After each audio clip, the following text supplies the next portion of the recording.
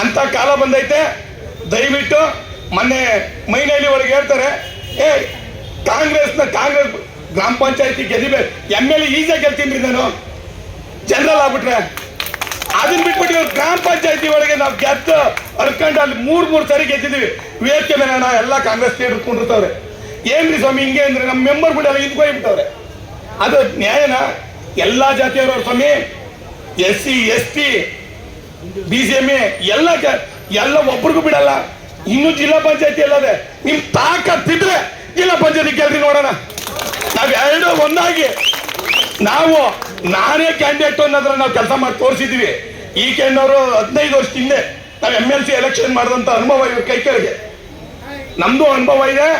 MLA ಏನ ಮಾತು ಮುಂಚೆ ಬಿಡ್ರಿ, ಆ ಕಾಂಗ್ರೆಸ್ ಮೆಂಬರ್ ಮುಂದೆ ಕರೀತಾರೆ